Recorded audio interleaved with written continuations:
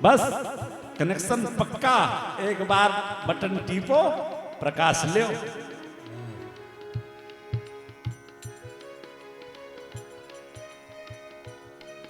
श्री राधे गोविंद गोविंद राधे, श्री राधे राधे गोविंद गोविंद राधे।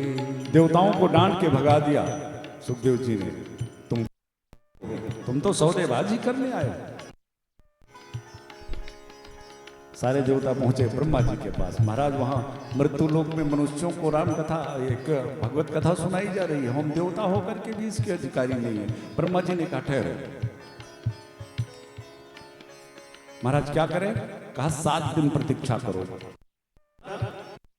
इस भगवत कथा से 7 परीक्षित का परिणाम क्या होता है।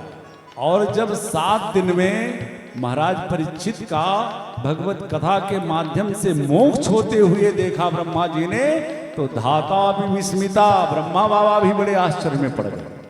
अरे कितनी प्रभावी है भगवत कथा। पर ब्रह्मा जी महाराज तो ऐसे मानने वाले नहीं, सोचा अब पूरा कर ही ले। निर्णय लिया कि जरा लाओ देखूं तौल करके इस भागवत को कि आखिर ये कितना महत्वपूर्ण ग्रंथ है। अच्छा एक चीज और मैं आपको बताऊं तिवारी साहब, हमारे इस कलिकाल में हमारे संतों ने हमारे लिए 2 प्रमुख ग्रंथ छोड़े हैं। वैसे तो बहुत सारे ग्रंथ हैं, 4 वेद, पंचम वेद कहा जाने वाला महाभारत, गीता, 17 पुराण, इस भागवत पुराण को छोड़ करके बहुत सारे ग्रंथ हैं, लेकिन 2 प्रमुख ग्रंथ हैं इस कलियुगों के लिए बड़े महत्वपूर्ण। एक श्री रामचरितमानस, श्रीमद् भागवत महापुराण। अच्छा देखिए दादाजी थोड़ा इधर उधर हो जाते हैं, बैठो यही रहो, क्या पूछना।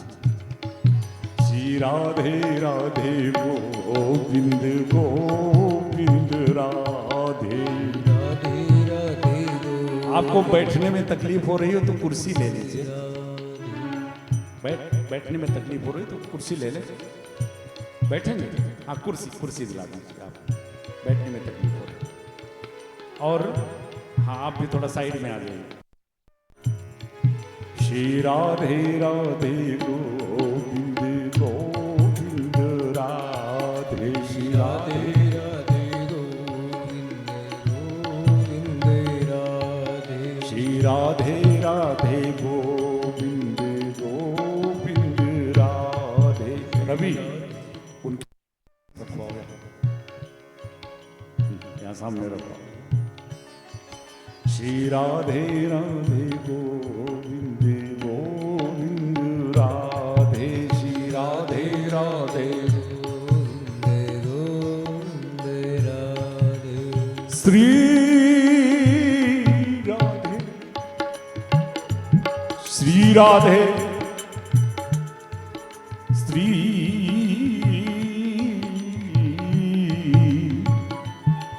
श्री राधे। राज्ञो मोक्षम तथा वीक्षे पुरा धातापि विस्मिता।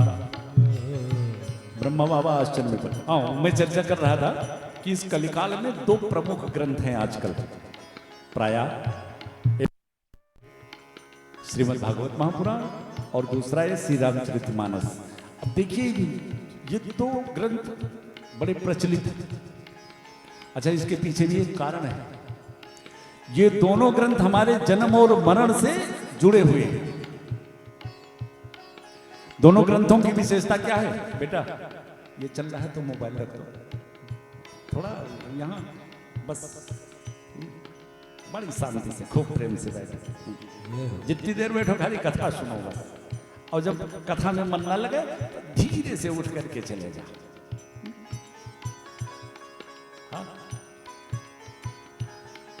श्री राधे राधे गोविंद गोविंद राधे, राधे राधे गोविंद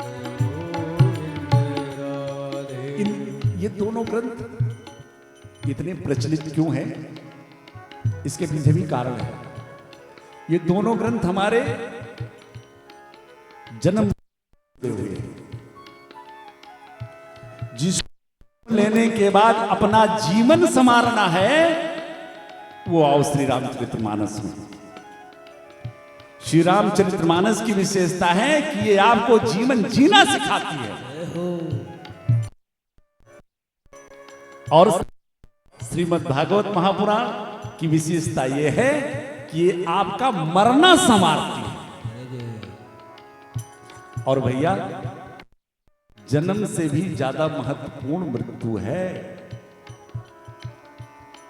जन्म का कोई निश्चित नहीं तिवारी साहब कि जन्म हमारा हो ही, क्योंकि कर्म करके गए कि जन्म मरण से मुक्ति हो गए,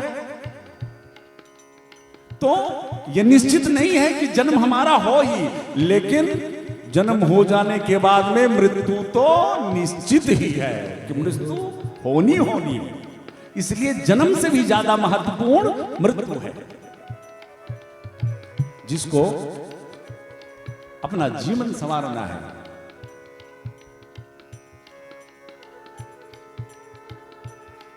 वो श्री रामचरितमानस का आश्रय ले। देखिए, जिंदगी जीना और जिंदगी बिताना, ये दोनों दो चीजें होती हैं। बीत तो सबकी जाती है जन्म लेने के बाद में, लेकिन जिंदगी जीने के लिए तो सीखना पड़ता है। कहां से? जीवन परमात्मा देता है, लेकिन जीवन जीने की कला तो आपको किसी महात्मा से, सदग्रंथों के द्वारा ही प्राप्त होगी।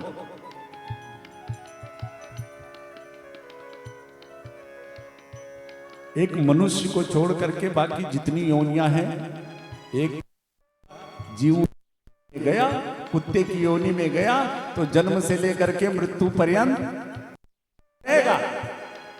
गधे की योनि में गया तो जन्म से लेकर के मृत्यु पर्यंत वो कुत्ता ही रहेगा और गधा ही रहेगा। लेकिन भैया, एक मनुष्य योनि ही ऐसी है कि जन्म लेने के बाद में मनुष्य बनना पड़ता है। मनुष्य बनना पड़ता है। हिंदू, मुस्लिम, सिख, ईसाई तो सभी बनते हैं कि हिंदू, मुस्लिम, सिख, ईसाई तो सभी बनते हैं। हर आदमी बन के दिखाने को कोई बात बने, आदमी बन के दिखा दे तो कोई बात बने। तो मनुष्य शरीर, मनुष्य जन्म पाने के बाद में तो हमारे संस्कारों पर फिर हमारा जीवन आधारित हो जाता है कि हमें क्या बनना है। हमारे संस्कारों ने हमको क्या बना दिया। तो दो प्रमुख ग्रंथ श्री रामचरितमानस, ये हमें जीना सिखाती है। भागवत हमें मरना सिखाती है। ऐसे तो लोग रोज मर रहे हैं। अगर ठोका रहे हो, संजोग से बस में बड़ी भीड़ थी, गर्मी का महीना था, किसी तरह आगे उतरते ही कहते अरे मर गए, बड़ी भीड़ थी। हाँ, हर घंटे मर रहे। हाँ? मरब मरब सबको का है, पर मरब न जाने कोई। मरब सबको का है, पर मरब न जाने कोई। अरे एक बार असी मर चलो कि फिर ना मरना हो। और अगर ऐसा मरना सीखना है तो भागवत में आओ। देखो, 7 दिन के अंदर जब महाराज परीक्षित का मोक्ष होते हुए विधाता ने देखा तो धाता भी विस्मिता, ब्रह्मा बाबा भी आश्चर्य में पड़ गए। पर थोड़ा उनका जो है वो एक्सपेरिमेंटल है, सोचा जरा एक्सपेरिमेंट करके देखूं तो निर्णय लिया कि जरा इस भागवत को तौलूं कि आखिर है इसमें क्या। तो संसार भर के जितने ग्रंथ थे उसको तराजू के एक पल्ले पर रखा और भागवत को एक पल्ले पर रखा, और जब तुला उठाया तो लघुन्यानि जातान गौरवेण इदं महत्। जिस पल्ले पर भागवत ग्रंथ था वो पल्ला नीचे रहा, बाकी सारे ग्रंथों वाला पल्ला ऊपर उठ गया। अरे ब्रह्मा जी ने तो घोषणा कर दिया, ये भागवत ग्रंथ ये कोई ग्रंथ नहीं है, ये कोई पुस्तक नहीं है, बल्कि मेरे भगवत रूपम, मेरे भगवत रूपम शास्त्रम भागवतम कलो। ये तो श्री कृष्ण ही इस कलिकाल के कलुषित प्राणियों के कल्याण के लिए इस भागवत के अक्षर अक्षर में शब्द शब्द में आकर के मेरे श्याम ही समाहित हो गए। सौनक महाराज तो ये 7 दिन में सुनने की परंपरा कब से शुरू हुई, कहां से शुरू हुई, सबसे पहले भागवत किसने सुनी, कब सुनी, कहां सुनी, तब श्री सूत जी महाराज अब श्री सौनक ऋषियों बाहर एकदा ही विशालायाम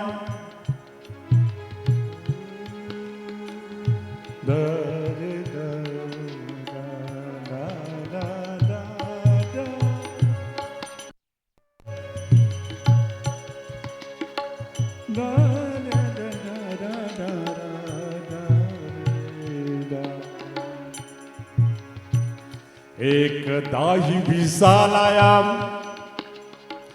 चत्वारारिषयो मला सत्संगार्थम संयाता दद्रसुस्तत्र नारदम दद्रसुस्तत्र नारदम। ऋषियों एक दाही विशालायाम नाम बद्रीनाथ धाम। चारों कौन कौन? चत्वारा ऋषयो मला सनक सनंदन सनातन सनत कुमार। ये चारों भैया, इनकी विशेषता ये हमारे पूर्वजों के भी पूर्वज ब्रह्मा जी के, और ये हमेशा 5 वर्ष के बालक के रूप में ही बने हैं। हमारे भैया श्री तिवारी जी का नाम है बालक राम तिवारी। देखिए हमारे जीवन में बहुत सारी घटनाएं ऐसी घटित होती हैं कि जिनकी अगर हम बहुत बारीकी से उन पर विचार करें, भाव और उनका अर्थ हमारे समझ में आता है।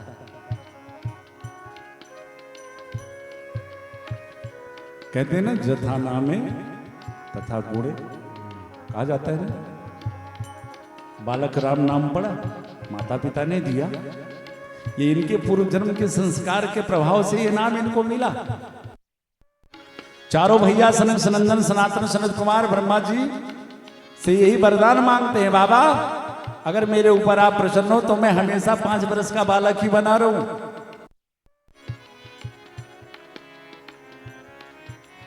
देखिए, क्योंकि इन संतों ने सोचा कौन जाए झंझट में पड़ने, और 5 वर्ष का बालक ऐसा होता है कि किसी भी परिस्थिति में किसी भी कारण उसके मन में कभी कोई विकार उत्पन्न ही नहीं हो सकता। तो शायद ये नाम जो बालक राम पड़ा, नाम का प्रभाव जरूर हृदय पे छाप जरूर छोड़ता है, इसकी गारंटी है हमारा। आप देख ले। अब आप ये मत सोचना कि अगर बालक राम नाम है तो बालकों के ही गुण होंगे इनमें। ठाकुर जी के लिए भी, मेरे ठाकुर जी के लिए भी ये नाम जोड़ा गया। जब महाराज जनक जो है, महाराज मिथिला नरेश और विश्वामित्र जी के साथ जब प्रभु श्री राम और श्री लखनलाल जी जनकपुर जाते हैं, और जब राम और लक्ष्मण को जनक जी ने, महाराज श्री जनक ने देखा तो परिचय पूछा, कहा नाथ सुंदर दो बालक मुनि लग कि नृपकुल बालक पालक। ये हो। यहां बालक और पालक दोनों मेरे राम जी से ही जुड़ा हुआ है। मेरे राम जी भी जगत के पालक बनकर ही बालक रहना चाहते हैं। पांचों भैया सनक सनंदन सनातन चारों भैया विचरण कर रहे थे बद्री विशाल भगवान में। किस लिए? सत्संगार्थम, सत्संग लेकर के। दादाजी जाएंगे क्या? आप बैठ गए हो तो बैठो फिर। सत्संग की इच्छा से, क्योंकि स्वर्ग सत्य च कैलासे, यहां तक कि बैकुंठ में भी सत्संग को नहीं मिल सकता।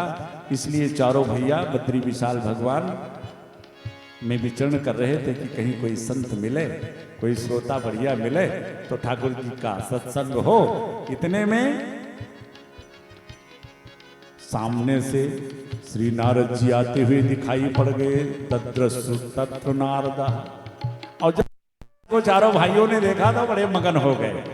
ओहो, नारद जैसा संत आ रहा है। अब तो अपने प्रियतम, अपने उस परम प्रभु के चरित्र अवसर हम सभी को प्राप्त होंगे। पर जैसे नारद जी और नजदीक आए और जब श्री नारद जी का मुखार बिंद देखा तो आज श्री नारद जी जैसे संत के मुखार बिंद पर चिंता के भाव आश्चर्य में पड़ गए। बाबा कथम ब्रह्मन दीन मुखम कुतश्चिंता तुरो भवान। बाबा त्वरितम गम्यते कुत्र। कहां से आ रहे हो बाबा, कहां जा रहे हो? और सबसे बड़ी आश्चर्य की बात, जैसे संत के मुखार बिंद पर चिंता। अरे समाज के चिंता के हरण के लिए होते हैं, और जब संत ही चिंता में डूब जाएगा तो भला समाज का क्या होगा? और फिर बाबा, हम संतों के पास कौन सा ऐसा धन है कि चोर चुरा सकता है, डाकू लूट सकता है, भाई बांट सकता है? हमारे पास तो एक ही धन, हमारे राधे श्री राधे श्री राधे। बाबा मन दीन मुखम। आखिर ये चिंता का कारण क्या है तुम्हारे? और एक बात और मैं आपको बताऊं, चिंता सबको आती है, चाहे कोई सामाजिक साधारण प्राणी हो और चाहे विश्वामित्र जैसा परम तेजवान, परम ज्ञानवान संत क्यों ना हो। चिंता किसी को नहीं छोड़ती, पर साधारण संतों में फर्क यही है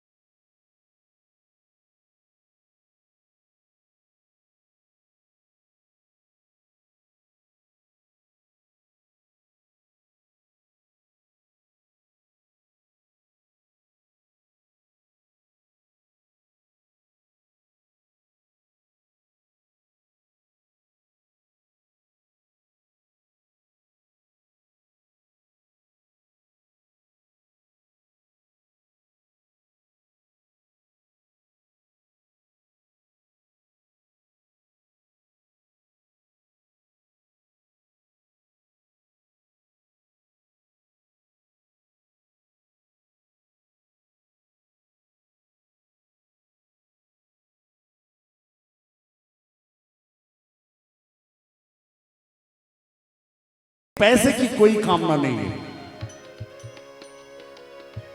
आप मेरे मेहनत के हिसाब से पारिश्रमिक देकर भेजते हैं तो मुझे तकलीफ होती है, मुझे तकलीफ होती है। ऐसा यहां के सैकड़ों लोग मिल करके खाएंगे, है ना। और अगर मुझे किसी कथा से एक नहीं पैसे की पारिश्रमिक ना मिले तो मैं ठाकुर जी को बड़ा धन्यवाद देता हूँ। और मेरे ठाकुर बड़ी कृपा करी आपने, वो मेरा पूरा का पूरा मेरी तिजोरी में वहां जाकर के पैक हो गया, केवल मेरे हिस्से का रहेगा वो। तो अच्छा, कथा को मैंने अपनी मुक्ति का मार्ग चुना है। और दूसरी बात, मेरे पास अपना खुद का कोई ज्ञान नहीं है। कभी न हो नहीं चतुर कहा हूं, मति अनुरूप राम गुण गाऊं। बैठ जाता हूं, उनका स्मरण कर लेता हूं, तो ये हम जो बोल रहे हैं आज ये मौत, ये जैसे साउंड यहाँ मशीन रखी यहाँ है, जो यहाँ से रिप्ले हो रहा है वही वो बोल रहा है, ऐसे समझ लो। अब जो वहां से वो भेजते हैं वो मैं यहाँ से सप्लाई करता हूँ। अब बीच में जो यहाँ से वहां तक तार गया हुआ है, अगर कोई उसको डिस्टर्ब कर दे तो काहे को बोलेगा, वो भी चुप हो जाएगा। ऐसे मेरे सामने भी मजबूरी है, अगर कोई व्यवधान आता है तो हमारा कनेक्शन थोड़ा वहां से कट जाता है, तो हमारे पास कुछ बचते नहीं, तो मैं क्या सुनाऊं। इसीलिए बड़ी बड़ी कथाओं में, जहां बड़े पंडालों में मैं सीधा हाथ जोड़ करके निवेदन कर देता हूं, भैया मनोरंजन की दृष्टि से मत आओ। यहाँ कथा है, एक विरागी की कथा है। और वास्तविकता यह है कि मुझे कौओं की भीड़ की जरूरत नहीं है, हंस मेरे लिए अकेला ही पर्याप्त है। और ऐसे भी देखो, कौरव साउथ है,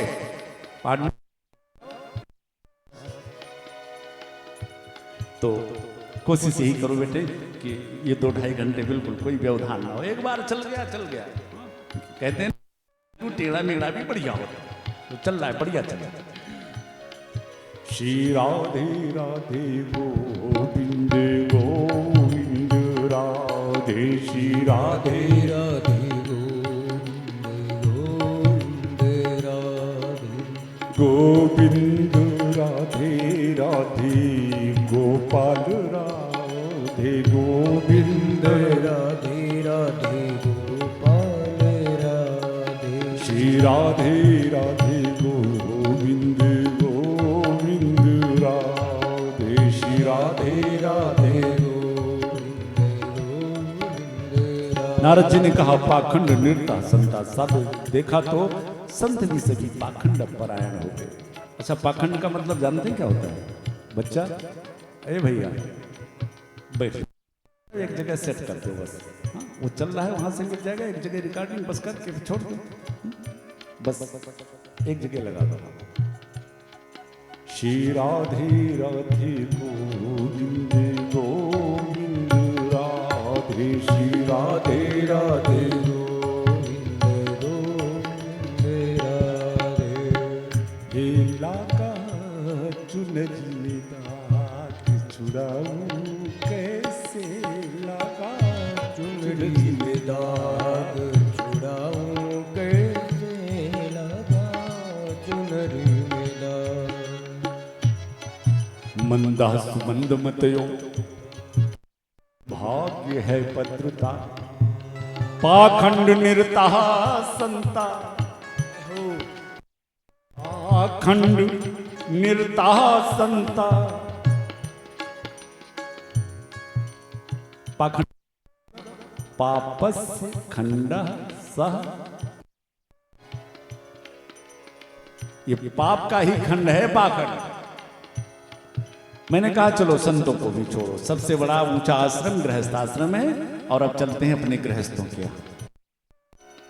गृहस्थों, ये गृहस्थ आश्रम सबसे ऊंचा क्यों माना गया है कि विरक्तों की भी भूख आकर के गृहस्थों के यहाँ ही मिटती है। और ऐसे भी देखो, अगर गृहस्थ ना हो तो विरक्त पैदा कहां से होंगे? हम गृहस्थों के यहाँ से ही तो विरक्त बनते हैं। नारद जी ने छोड़ो संतों को भी छोड़ो, चलो चलते हैं गृहस्थों के यहाँ। श्री नारद जी कहते हैं पर विडम्बना, जब गृहस्थों के यहाँ गया तो महाराज प्रभुता के श्याल को बुद्धि दाय कहो, कन्या विक्रयणो लोभात दंपति नाम चकल कनम। महाराज जब गृहस्थों के यहां गया तो बड़ी विचित्र बात देखी। घर में माता पिता बैठे हों, लेकिन घर में चल किसकी रही है? जो भी 2 महीने पहले बहू आई है, तरुणी प्रभुता के है। घर में माता पिता की सेवा कब तक? तिजोरी की चाबी हाथ में नहीं आई तब तक। वाक्य बाद में तो फिर या तो पिताश्री तीर्थ यात्रा जाओगे। बहुत सारे हमारे वहां आश्रम में भी बहुत 10-20 वयोवृद्ध जो थे, लेकिन विडंबना। तरुणी प्रभुता के है, कल आई हुई बहू की घर में चलती है, माता पिता का कोई नहीं रह गया घर में। अगर कोई विशेष चर्चा करनी है घर में, किसी विशेष टॉपिक पे विचार करना है, पिता अपना इतना पुराना अनुभव लिए भले बैठे हों, कोई मतलब नहीं। विचार देने के लिए किसको बुलाया जाता है? ससुराल से साले साहब को, श्याल को बुद्धिदाय का। तरुणी प्रभुता गे है, श्याल को बुद्धिदाय का। अब अंदाजा लगाओ कि साले साहब आएंगे तो कैसी बुद्धि देंगे। बहुत सारे सालों का इतिहास दिखाई देगा। हमारे कहावत है कि दीवार बिगाड़े आरो। जिस दीवार में बहुत सारी अलमारियां निकलवा दो तो दीवार कमजोर हो जाती है। दीवार बिगाड़े आरो और घर बिगाड़े आरो। तो तरुणी प्रभुता के श्याल को बुद्धि दाय कहा, कन्या विक्रयणो लोभा दंपति नाम चकल कनम। संबंध एकदम सौदेबाजी के रूप में बदल जाएगा। कन्या विक्रयणो लोभात, लोभ में कन्या की फरोख्त प्रारंभ हो गई है। महाराज इस तरह पूरे पृथ्वी पर घूम करके देखा, ना पश्यम कुत्रचित छर्म मनः संतोष कारकम। पूरे भूमंडल पर देखा महाराज, मन में बड़ी अशांति है। इस कलिकाल ने ऐसे लोगों की मति को पलट दिया है, ऐसी सामाजिक परंपरा को तोड़ करके रख दिया है कि एक बार कोई सत्य बोलते तो महाराज साइन बोर्ड टंगवा दो, मैंने खरी खरी सुनाई, बिल्कुल सही बोला, चाहे 1 करोड़ बार बोले, उसकी कोई गिनती नहीं। तो महाराज श्री नारद जी कहते हैं कि बाबा ऐसे परिभ्रमण करते करते सबसे बड़े आश्चर्य की बात में पहुंच गया वृंदावन। और वृंदावन गया तो जमुना तट पर मैंने एक बड़ी विचित्र बात देखी। एक युवा नारी अपने गोदी में 2 वृद्ध पुरुषों का सर रख करके बैठी हुई थी, और सारी युवतियां, बहुत तमाम सारी युवतियां उसके आसपास में, कोई पंखा चल रही थी, कोई पानी ला रही थी। मैंने देखा इस युवती की गोद में इस जर्जर अवस्था में 2 पुरुष लेटे हैं। एक बार मन में आया कि चलो चल करके पूछूं कि क्या बात है, ये कौन है, क्यों बीमार है क्या। लेकिन अगले ही क्षण मैंने विचार किया, भाई इन माताओं का कोई भरोसा नहीं होता, मैं जाऊं सहानुभूति में, लेकिन पता लगे उल्टे 4 बात सुना दें ये छणे रुष्टा छणे तुष्टा, इनका क्या भरोसा।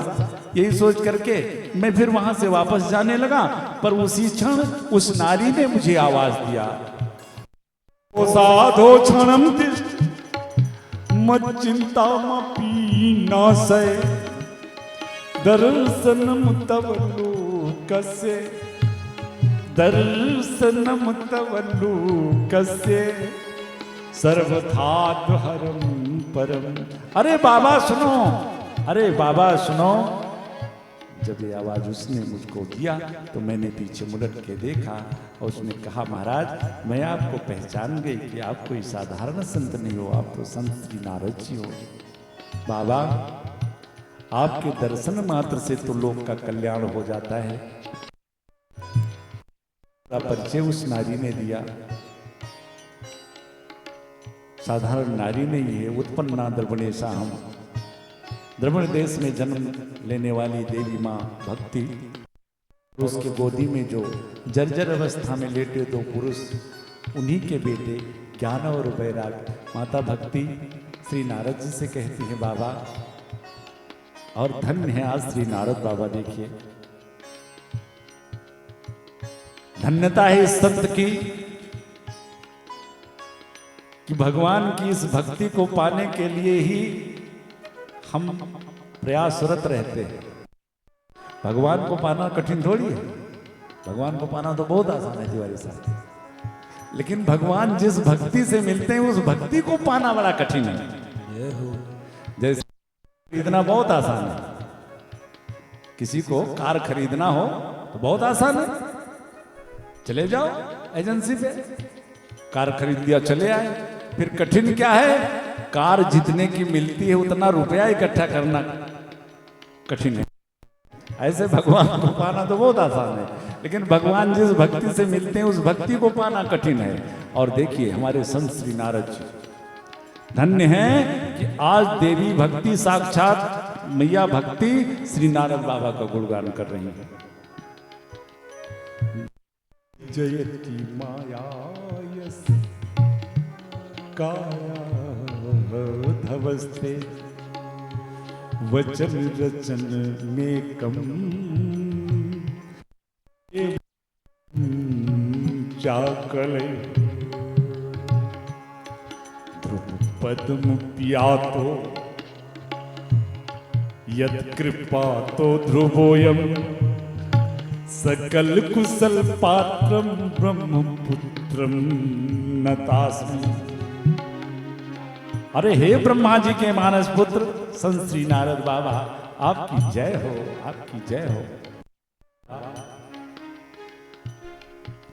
आपके पर निष्ठा विश्वास करके महाराज उत्तानपाद के आत्मश्री ध्रुव महाराज और आपने उनको दिया कि वो पायो अचल अनुपम ठाऊं।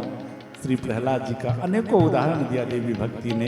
हे बाबा आप मेरे भी बालकों के ऊपर कृपा करके इनका भी कल्याण करो।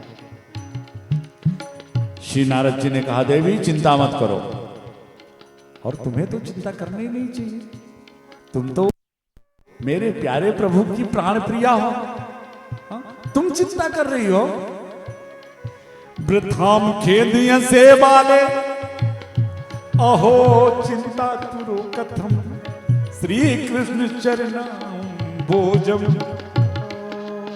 अस्मर दुखम कमी से। देवी तुम तो अपने परम प्रिय प्राणाधार श्री कृष्ण के चरणों का ध्यान करो और तुम चिंता मत करो। तुम्हारे बालकों के स्वस्थ होने का मैं उपाय तुरंत करता।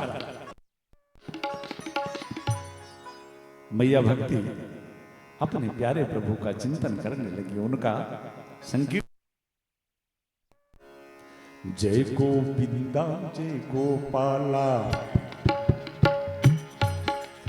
जय गोविंदा जय गोपाला, जय गोविंदा जय गोपाला, हे जय गोविंदा जय जय श्री राधे गोविंदा। मन भजले हरि का प्यारा नाम है, हे राधे गोविंदा। मन भजले हरि का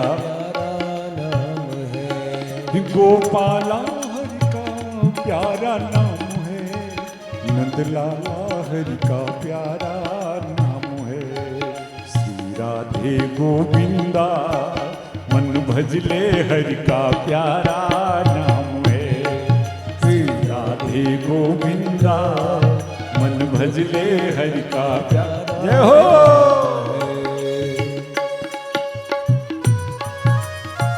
श्री राधे।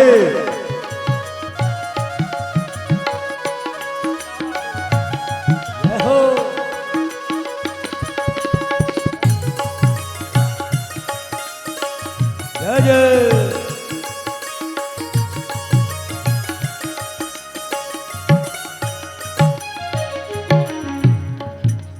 मोर मुकुट श्री गलबन माला केसर तिलक लगाए, केसर तिलक लगाए।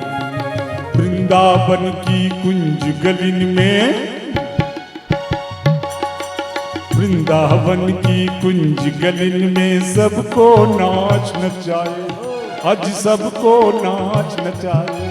श्री राधे गोविंदा मन भजले हरि का प्यारा नाम है, श्री राधे गोविंद। सभी गाइए जय हो। भजले हरि का प्यारा नाम है, दुलारा हरि का प्यारा नाम है, नंदलाला हरि का प्यारा नाम है। श्री राधे गोविंदा मन भजले हरि का प्यारा नाम है। जय हो।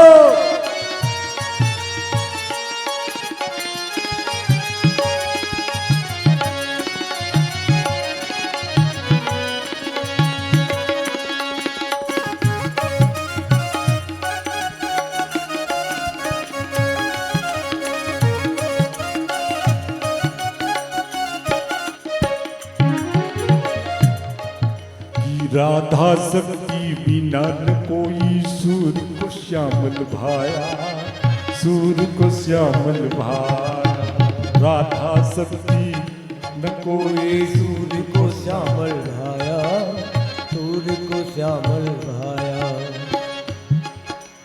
राधा शक्ति बिना न कोई सूर को श्यामल भाए, सूर को श्यामल भाए। आराधन कर राधे राधे, आराधन कर राधे राधे। कान्हा भागे में, आज कान्हा भागे में। श्री राधे गोविंदा मन भजले हरि का प्यारा नाम है, श्री राधे गोविंदा मन भजले हरि का प्यारा नाम है। गोपाला हरि का प्यारा नाम है, नंदलाला हरि का प्यारा नाम है। श्री राधे गोविंदा मन भजले हरि का नाम है। श्री राधे गोविंदा मन भजले हरि का प्यारा नाम है। श्री नारद जी कहते हैं, मैया वृद्धाम खेदिया से बाले, अहो चिंता तुरो कथम। श्री कृष्ण चरण बोजम अस्वर दुखम कमी से। श्री नारद बाबा ने विचार किया कि माता भक्ति के इन बालकों के ऊपर आए इस जर्जर वृद्धावस्था रूपी कष्ट को निवारण करने के लिए क्या करूं। सबसे वेदों का पाठ किया। ये तो भगवान की वाणी है, पूरा वेद वाला कोई प्रभाव नहीं पड़ा। पंचम वेद महाभारत सुनाया, कोई प्रभाव नहीं। गीता सुनाया, और एक बार नहीं, गीता पाठे मुहु, बार बार गीता का पाठ किया। एक बार तो थोड़ी सी गीता के उन दिव्य सूत्रों को कान में जाने से एक बार तो थोड़ी सी चैतन्यता आई, लेकिन अगले क्षण वो फिर मूर्छित हो गए। महाराज जब सारा प्रयत्न नारद जी ने कर लिया तो स्वाभाविक है चिंता होनी थी। कोई मरीज सामने हो और डॉक्टर सब इंजेक्शन लगाए ले जितने उसकी ताकत थी, और कोई फायदा ना हो रहा हो, तो या तो कहे भैया अब इनको ले जाओ मेडिकल कॉलेज। अब नारद जी भी यही सोच रहे हैं, या तो मैं अपने हाथ खड़ा करूं, या फिर दवा कोई काम ही नहीं कर रही है। बस नारद सोच रहे हैं, लेकिन उधर आकाशवाणी हुई, व्योम बाड़ी तदैवा भून मेरी साथ से खिदता मिटी। आकाशवाणी हुई, बाबा उद्यम सफलस्तेयम उत्तम सफलस्तेयम भविष्य न संशय। बाबा क्यों चिंता कर रहे हो? उत्तम करने वाला व्यक्ति कभी निष्फल नहीं होता। महाराज जी ने सोचा अब कौन सा उत्तम बाकी रह गया भाई।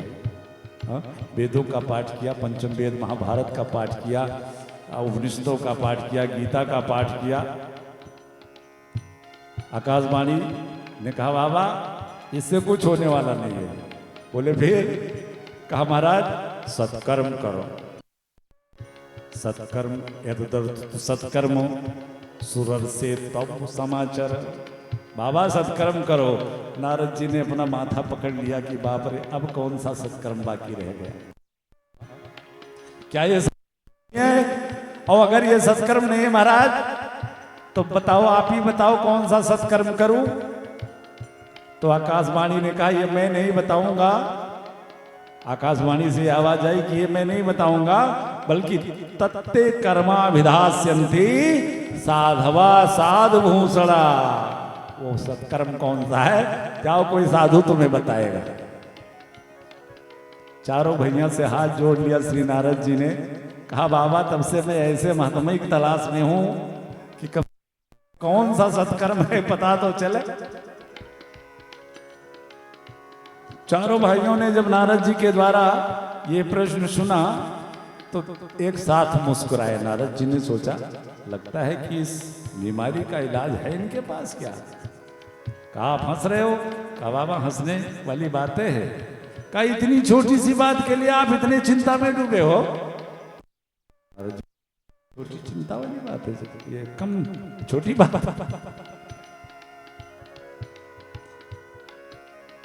चारों भाइयों ने कहा बाबा अगर इसीलिए तुम इतने चिंता में हो तो अब माम चिंताम कुरुदेवर से हर्षम चित्ते समावा। तो अब हर्ष करो, चिंता छोड़ो। अच्छा तो क्या करूं महाराज? तो वो सत्कर्म कौन सा था? तब चारों भैया बताते हैं कि बाबा ये जो दिव्य भागवत सुनने बैठे हो ना, कि देवताओं को भगा दिया श्री सुखदेव जी ने। कितने हम सभी देखिए भाग्यशाली हैं। देवता लोगों को ये दिव्य भागवत प्रसाद नहीं मिला। आज श्री नारद जी को उस सत्कर्म के लिए बता रहे हैं। कौन सा सत्कर्म? सत्कर्म सूचको नूनम ज्ञान यज्ञ स्मृतो बुधे। सत्कर्म सूचको नूनम ज्ञान यज्ञ स्मृतो बुधे। श्रीमद् भागवत सत गीत सुकादि। अरे बाबा वो सत्कर्म कोई और नहीं, वो परम निष्ठावान जो निज लाभ तुष्टा अपने आनंद में रहने वाले श्री सुखदेव जी महाराज जी के द्वारा गाया हुआ वो परम मंगलमय गीत, ये श्रीमद् भागवत महापुराण। तुम तो इसका अनुष्ठान करो। नारद जी खुश तो हुए लेकिन पूरे पूरे नहीं, थोड़ा चेहरा लटका ही रहा। ऋषियों ने पूछा, कहा बाबा अब क्यों, अब काहे की चिंता?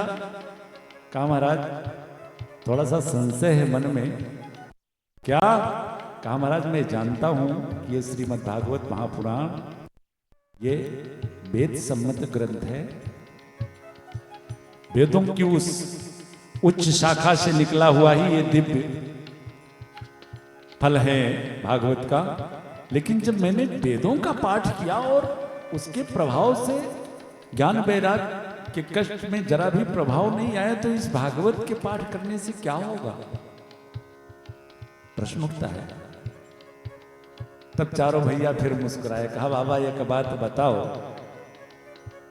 कोई आम का फल खा रहा हो और संयोग से फल खाते खाते फल खत्म हो जाए तो सोचे कि फल तो खत्म हो गया, तो जिस वृक्ष से ये फल निकला है लाओ उस वृक्ष को ही खाए। जो मिठास उसको उस आम के फल खाने में मिल रही थी, क्या आम के पेड़ चबाने से वो मिठास मिलेगी? बाबा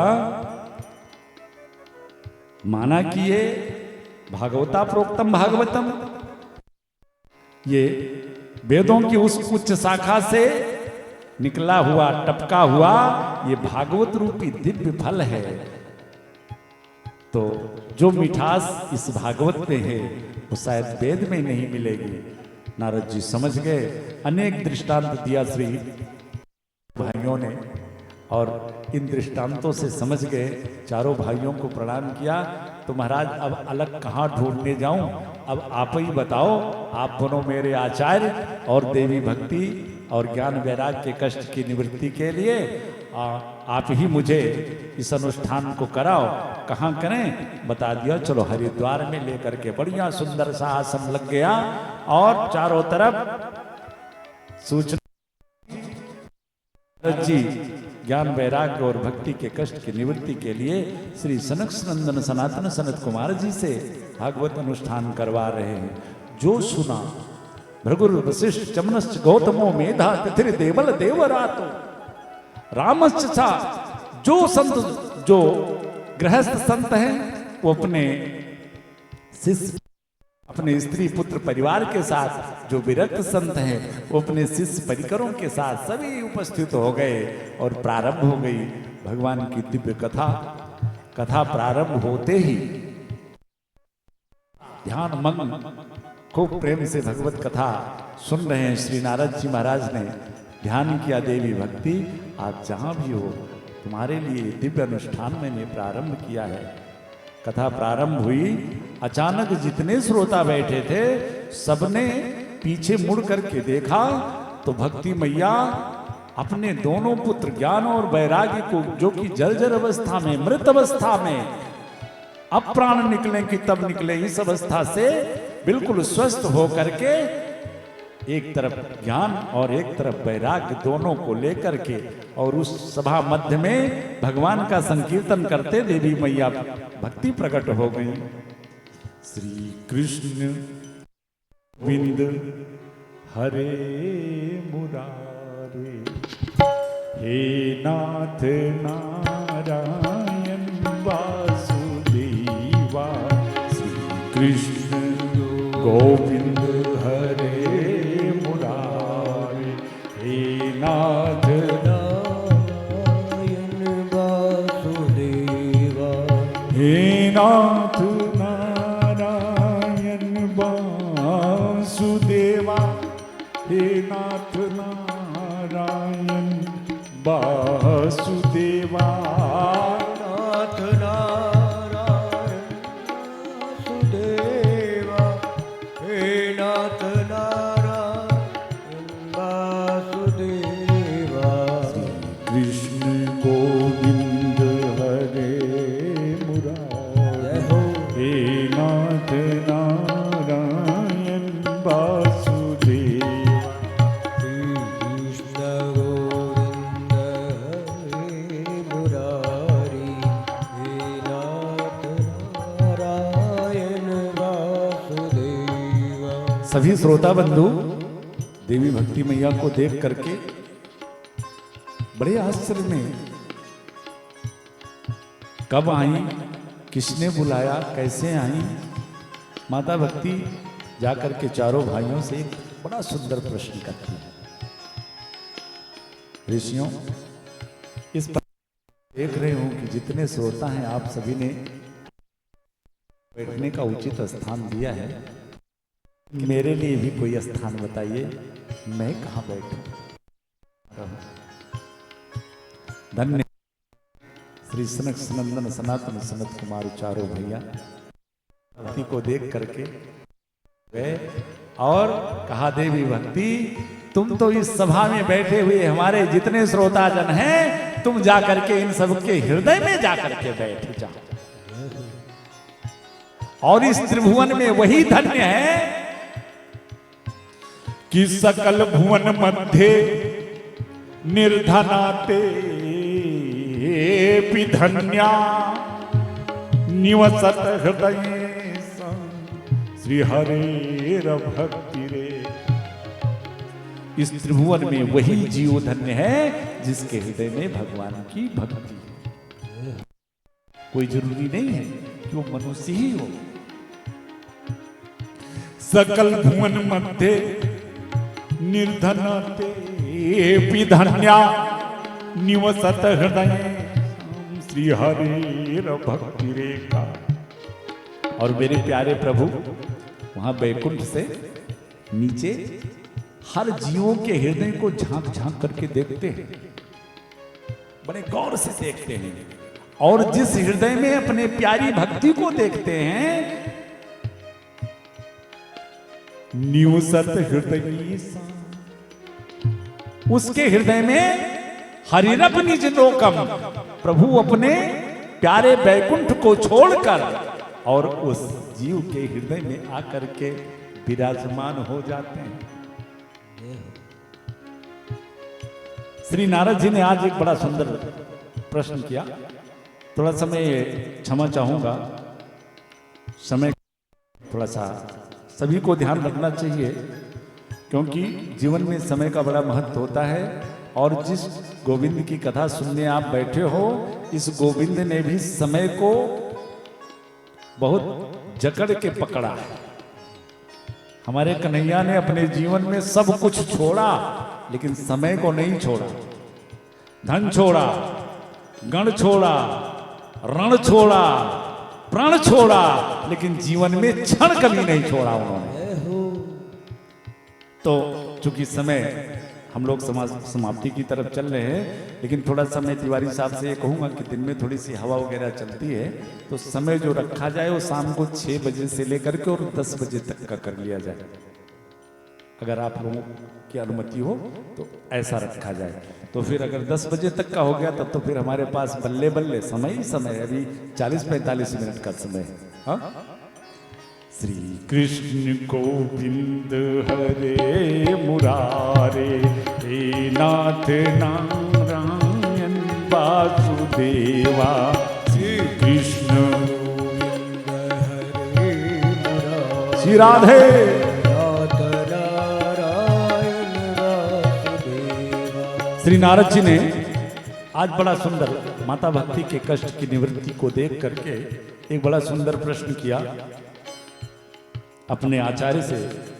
महाराज एक बात बताओ, इस भागवत के पठन पाठन से, इसके अनुष्ठान से माता भक्ति ज्ञान वैराग्य जैसे लोगों के ही कष्ट की निवृत्ति हो सकती है कि क्या कभी किसी पापी आत्मा का भी कल्याण हो सकता है? चारों भाइयों ने कहा बाबा मैं आपको बताऊं, आपके इस प्रश्न को ही मैं खत्म कर देता हूं। कैसे महाराज?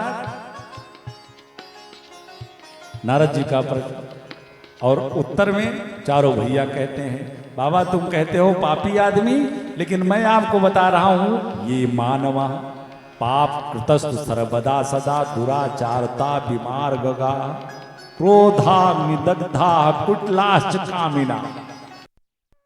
कोई व्यक्ति जीवन भर पाप किया हो, हमेशा निर्धारण किए रहा हो, और पाप करते करते अत्याचार अनाचार दुराचार करते करते उसका शरीर छूट गया हो, वो प्रेत योनि में चला गया हो, उसके प्रेत योनि में जाने के उपरांत भी उसके कुल खानदान में कोई उसके नाम से भी श्रीमद् भागवत महापुराण का अनुष्ठान करवा दे तो उस जीव का कल्याण हो जाए। अब चारों भाइयों ने बड़ी सुंदर कथा श्री नारद जी को श्री आत्मदेव और आप एक ब्राह्मण है, तुंगभद्रा नदी के तट पर रहने वाला वो ब्राह्मण प्राप्त को पर्याप्त समझने वाला ये ब्राह्मण था, लेकिन एक छोटी सी गलती हो गई।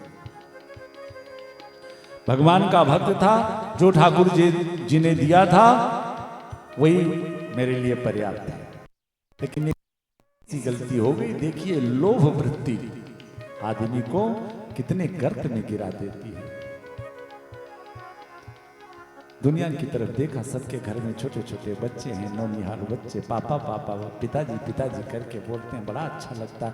आज पुत्र कामना जागृत हो गई हृदय में, एक पुत्र मुझको भी हो जाता। तब बल रची प्रपंच विधाता घर बार छोड़ करके पहुंच गया जंगल में, एक बैठ करके और रोने लगा।